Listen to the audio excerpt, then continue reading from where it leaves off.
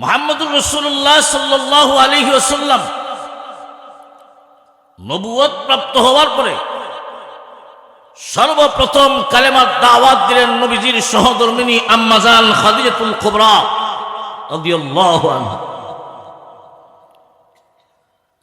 আম্মা জান খাদিজাতুল কুবরা রাদিয়াল্লাহু আনহা নবীজির দাওয়াত গ্রহণ করে ইসলামের ইতিহাসে মহিলাদের মাঝে সর্বপ্রথম কালেমা পাঠ করনেওয়ালা আম্মা জান খাদিজাতুল কুবরা রাদিয়াল্লাহু আনহা। সুবহানাল্লাহ। এরপরে নবীজি টার্গেট করতেছেন কার কাছে যাই, কার কাছে যাই? নবীজি টার্গেট ঠিক করছেন আমার বন্ধু আবু বকর সিদ্দিকের কাছে যাব। এমনি বুক ভরা আশা নিয়া আল্লাহর নবী আবু বকর সিদ্দিকের কাছে গেলেন। মনে বড় আশা, আমার বন্ধু আবু বকরকে যদি দাওয়াত দেই, আমার বিশ্বাস আবু বকর সিদ্দিক আমার দাওয়াত গ্রহণ করে মুসলমান হবে। আল্লাহর নবী আবু বকর সিদ্দিক রাদিয়াল্লাহু তাআলা আনহুর কাছে গেলেন, কালেমার দাওয়াত দেন। ও আবু বকর, তুমি বলো লা ইলাহা ইল্লাল্লাহু মুহাম্মাদুর রাসূলুল্লাহ সাল্লাল্লাহু আলাইহি ওয়াসাল্লাম। আল্লাহর নবী কালেমার দাওয়াত দিলেন। আবু বকর সিদ্দিক রাদিয়াল্লাহু আনহু আল্লাহর নবীকে বলেন, হে মুহাম্মদ, মাদ দালিলু আলা মা তাদঈ, আপনি যে আমাকে দাওয়াত দেন আপনি নবী, এই কথাটার প্রমাণ কি? প্রমাণ হাজির করুন। মাদ দালিলু আলা মা তাদঈ, আপনি যে নবী, এই কথাটার কি প্রমাণ আছে, কি দলিল আছে? আল্লাহর নবী তখন আবু বকরকে বলেন, ও আবু বকর, আমি মুহাম্মদ যে নবী, এই কথাটার দলিল হলো তোমার সেই স্বপ্ন। হাদা রুয়া আল্লাতী রাআইতাহা বিশাম। হে আবু বকর, আমি মুহাম্মদ যে নবী, এই কথাটার দলিল হলো তোমার সেই স্বপ্ন, যেই স্বপ্ন তুমি সিরিয়ার জমিনে দেখেছিলে। আবু বকর সিদ্দিক স্বপ্নে দেখেছি আমি, ব্যাখ্যাও জানলাম আমি, কারো কাছে বলি নাই। কি করে জানলেন? জানাইছেন কে? আর হুজুরে এমনি আবু বকর সিদ্দিক বুঝতে পেরেছেন, আবু বকর সিদ্দিক বুঝতে পেরেছেন নিশ্চয়ই উনি আল্লাহর পয়গম্বর। আর দেরি করলেন না, পড়ে নিলেন লা ইলাহা ইল্লাল্লাহু মুহাম্মাদুর রাসূলুল্লাহ সাল্লাল্লাহু আলাইহি ওয়াসাল্লাম। পুরুষদের মধ্য থেকে সর্বপ্রথম কালেমা পাঠ করেছেন সিদ্দিক আকবর রাদিয়াল্লাহু আনহু। আর বালকদের মাঝে সর্বপ্রথম কালেমা পাঠ করছেন হযরত আলী রাদিয়াল্লাহু আনহু। আবু বকর সিদ্দিক যখন মুসলমান হলেন, আল্লাহ নবীকে বলেন, ও নবী, আমি যেহেতু এখন কালেমা পাঠ করে নিয়েছি, আমি যেহেতু ইসলাম গ্রহণ করেছি, এক আল্লাহর উপর বিশ্বাস স্থাপন করেছি, আপনি বলুন এখন আমাকে কি করতে হবে, আমার কাজ কি? আপনি বলুন আমার কি দায়িত্ব? আমি যেহেতু মুসলমান, আমি যেহেতু ঈমানদার, আল্লাহর পক্ষ থেকে আমার উপর কি দায়িত্ব আছে আপনি বলুন। আমি যে মুসলমান ঈমানদার হওয়ার কারণে আল্লাহর পক্ষ থেকে কিছু দায়িত্ব আছে না? আরো ধরে আবু বকর সিদ্দিক বলেন, আমার কি দায়িত্ব?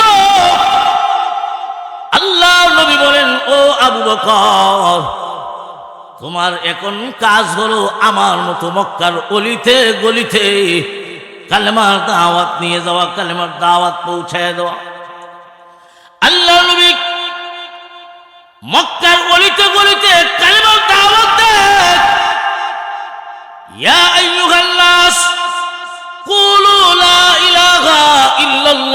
তুফলিহুন। হে দুনিয়ার মানুষেরা, হে মক্কার মানুষেরা, তোমরা বলো লা ইলাহা ইল্লাল্লাহ, আল্লাহ ছাড়া কোনো মাবুদ নেই। তুফলিহুন, তবেই তোমরা সফল, দুনিয়ায় সফল, পরকালেও সফল। ওরে আবু বকর, এখন তোমার কাজ হলো আমার মতো মক্কার অলিতে গলিতে এই কালেমার দাওয়াত নিয়ে যাওয়া, এই কালেমার দাওয়াত পৌঁছায়া দেওয়া, মানুষের কাছে এই কালেমার দাওয়াত দেওয়া। ইয়া আইয়ুহান নাস কুলু লা ইলাহা ইল্লাল্লাহু তুফলিহুন। আবু বকর সিদ্দিক রাদিয়াল্লাহু তাআলা আনহু, শুরুতেই বলেছিলাম উনি ছিলেন কাপড়ের ব্যবসায়ী। কি ছিলেন মনে আছেন আপনারা? আবু বকর সিদ্দিক এখন ব্যবসা বাদ দিয়া মক্কার অলিতে গলিতে আল্লাহর নবীর মতো কালেমার দাওয়াত দেয়। মানুষের কাছে যায়, ঘরে যায়, রাস্তায় দাঁড়ায় দাওয়াত দেয়, ঘরে গিয়ে দাওয়াত দেয়। ইয়া আইয়ুহান নাস কুলু লা ইলাহা ইল্লাল্লাহু তুফলিহুন। আবু বকর সিদ্দিক আগের মতো ব্যবসায় সময় দিতে পারে না। আগে ব্যবসায় সময় দিতেন, কিন্তু এখন ওই সময়টা ব্যবসায় ঠিক মতো না দিয়া দাওয়াত ও তাবলীগের কাজে সময় দেয়। দাওয়াত ও তাবলীগের কাজে সময় দেয়। আবু বকর সিদ্দিক রাদিয়াল্লাহু তাআলা আনহুর দাওয়াত ও তাবলীগের মেহনতে একজন দুইজন নয়, ইসলামের প্রাথমিক যুগেই 14 থেকে 15 জন মানুষ কালেমা পাঠ করে মুসলমান হয়ে গেছে। আবু বকর সিদ্দিক রাদিয়াল্লাহু তাআলা ব্যবসায় আগের মতো সময় না দিয়া কালেমার দাওয়াত ও তাবলীগের কাজে সময় দেয়। দাওয়াত ও তাবলীগের কাজে যখন সময় দেন, ব্যবসায় ঠিক মতো সময় দিতে পারেন না। এই জন্য ব্যবসাটা আগের তুলনায় একটু ডিমোশন,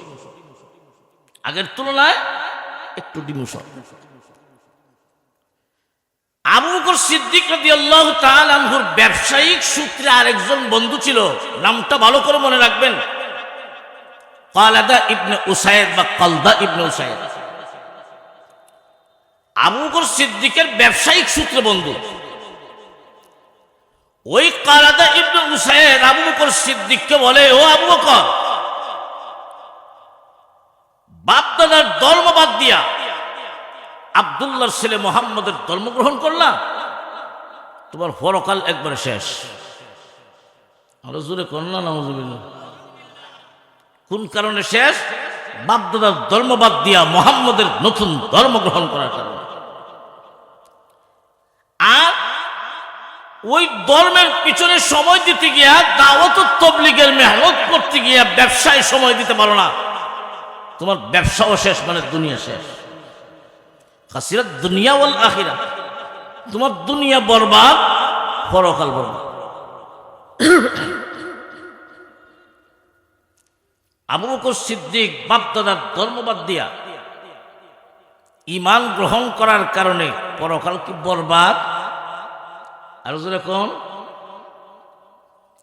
আমরা বিশ্বাস করি আসমান আর জমিনের মালিককে,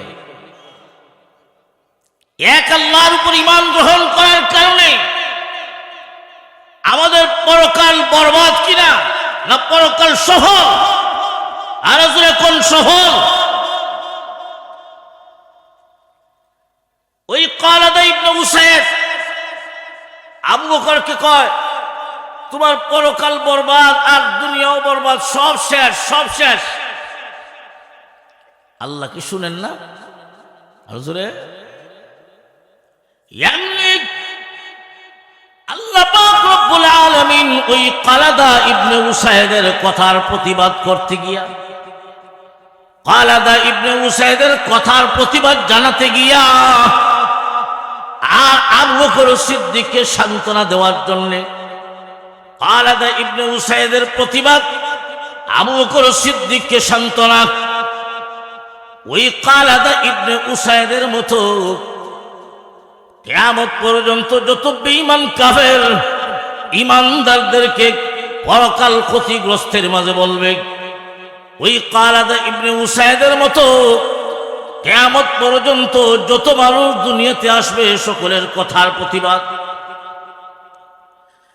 আবু বকর সিদ্দিকের মতো যত মানুষ এক আল্লাহর উপর বিশ্বাস স্থাপন করবে তাদের সবাইকেই সান্ত্বনা।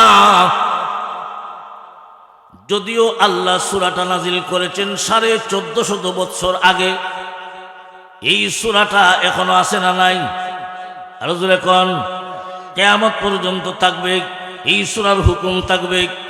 আল্লাহ পাক রব্বুল আলামিন 1450 বছর আগে ওই কালাদা ইবনে উসাইদের কথার প্রতিবাদ করতে গিয়া আর আবু বকর সিদ্দিককে সান্ত্বনা দিতে গিয়া আমার তিলাওয়াতকৃত সূরা সূরাতুল আসর আল্লাহ নাযিল করছে।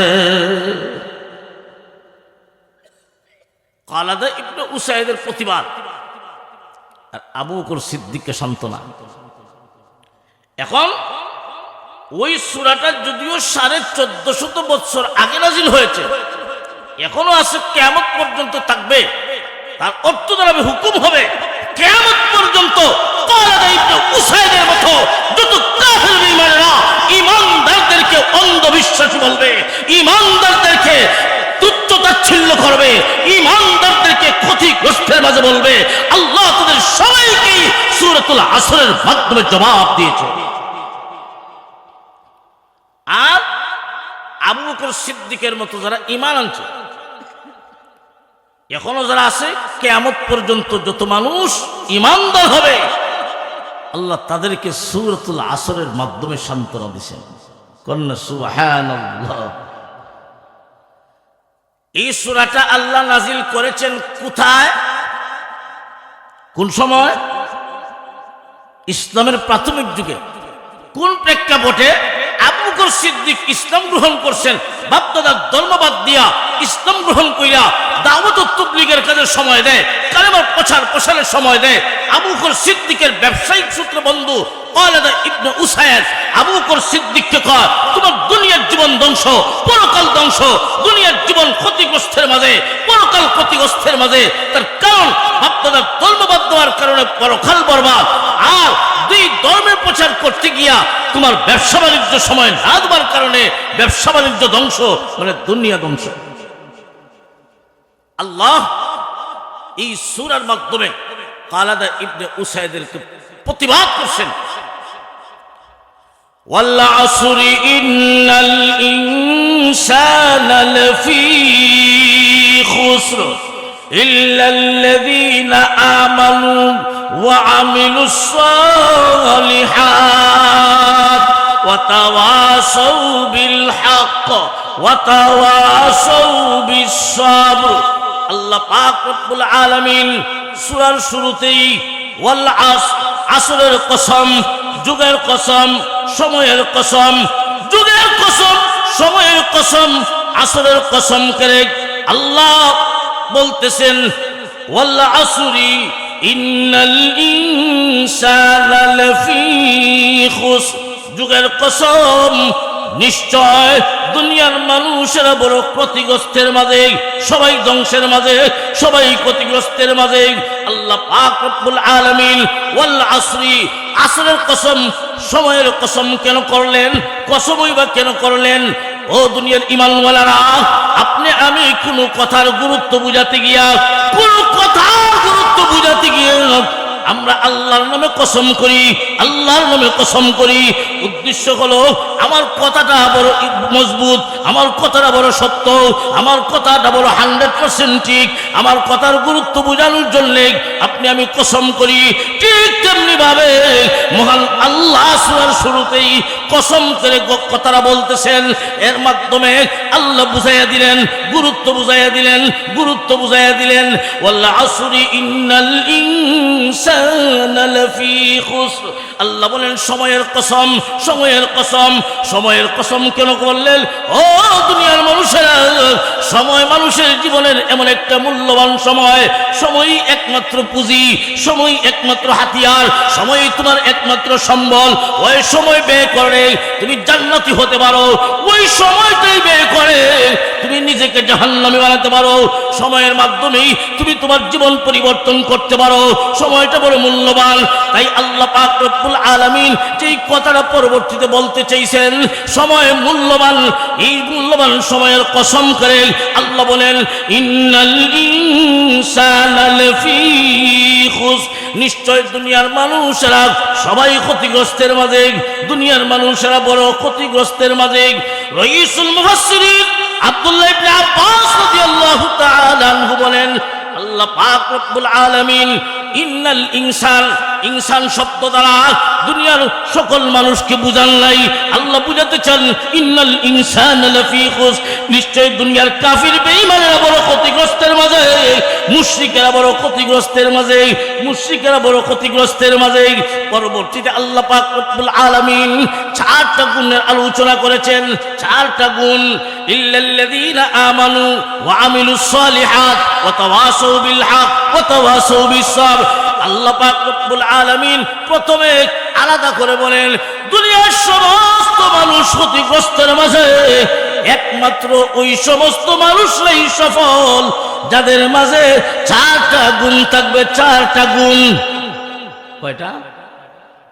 দুনিয়ার সব ধ্বংসের মাঝে, তবে চারটা গুণ যার মাঝে থাকবে এরা দুনিয়া তো সফল, পরকালও সফল।